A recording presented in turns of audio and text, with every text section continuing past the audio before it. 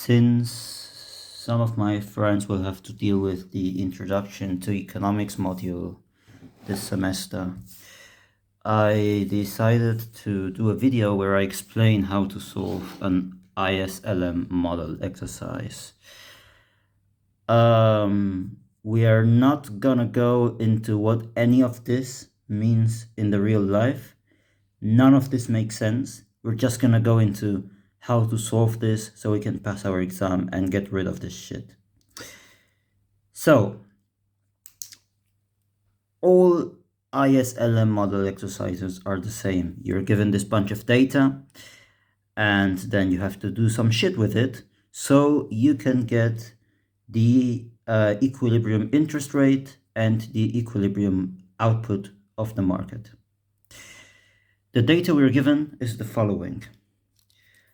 We got C, that's consumption, I, investment, G, government spending, T, taxes, M over P, D, money demand, M over P, money supply.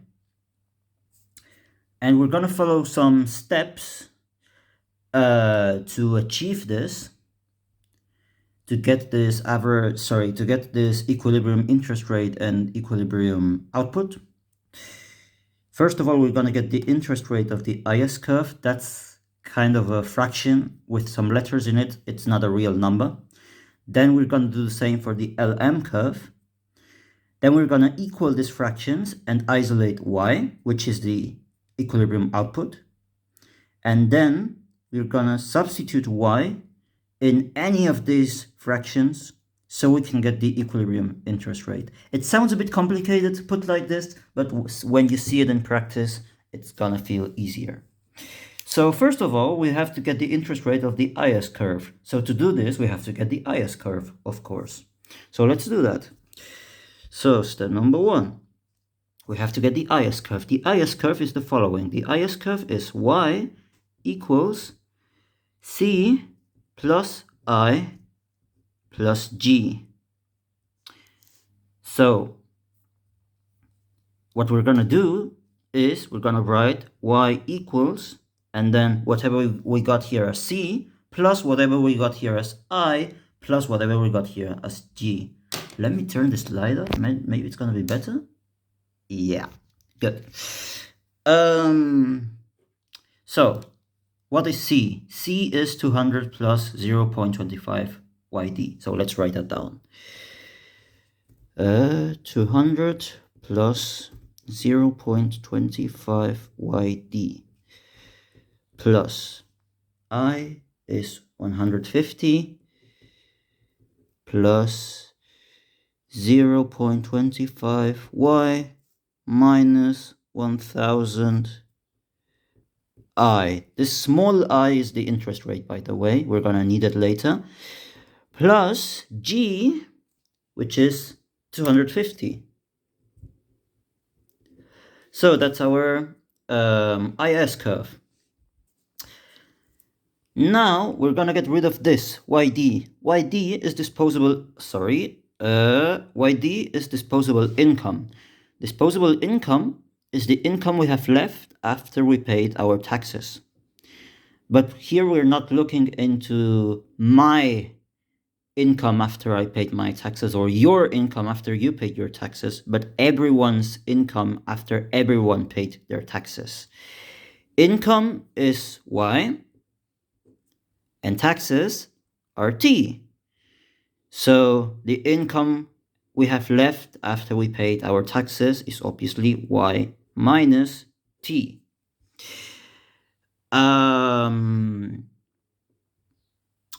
So yeah, Y is this, and T is this, and this T is again the taxes everyone pays.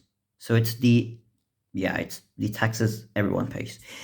And Y is everyone's income, always. It's not my income or your income. So yeah, this is everyone's income minus everyone's taxes equals the money everyone has left after they paid their taxes, YD. So we're going to replace YD for Y minus T, and everything else is going to stay the same. We're going to copy all of this again, replacing YD with Y minus T. Let's do that. So it's done. Everything is the same. YD is now Y minus T, but we already have T. T is here. T is 200. So now we can write this again, but replacing T with 200. So let's do that. All right, and our next step is getting rid of this parenthesis. So we're gonna multiply 0.25 times y minus 0.25 times 200. So we're gonna do that, write all of this again, replacing this, we're gonna get rid of the parenthesis. Let's do it. And now, for our last step, we're gonna isolate I, because remember what our first goal was? To get the interest rate of the IS curve. And this is the interest rate. So we need to isolate I, so we know what the interest rate of this is. Basically, we're gonna have I at one side of the equation and everything else at the other side. Don't worry if all of these steps look too complicated right now, because when I finish this, I'm gonna do a brief summary brief recap of how everything is done. So let's isolate I. This is basic algebra. There's not much complication into this. One way to do that is to bring minus 1000i to the left side of the equation and bringing y to the right side of the equation, and then the factor is going to go dividing. Let's do that in a second. So minus 1000i went to the left and now it's 1000i. The y went to the right and now it's minus y. Everything else is the same. What we're gonna do now is that the 1000 is gonna go here dividing, and then we're gonna do some math here. So basically all y's, I'm gonna add up all y's, add up all numbers without anything, and that will be it. And then we will have our interest rate. So yeah, let's begin with this. So I equals, well, I'm gonna do this in a second. And this is our interest rate of the IS curve. So as I said, it's just a fraction with this letter in it, this y, that is the output. But that's it. That's our interest rate of the IS curve. So small review of everything we just did. This is the hardest part of the exercise, I think. So small review. So first of all, here we just copied whatever C was, whatever I was, whatever G was, and we added all up, everything we got over there, all of this data. C plus I plus G, we just added this shit up, and that's this. So then, since YD, disposable income, equals total income minus total taxes, so we just replaced YD with Y minus T. Everything else stayed the same.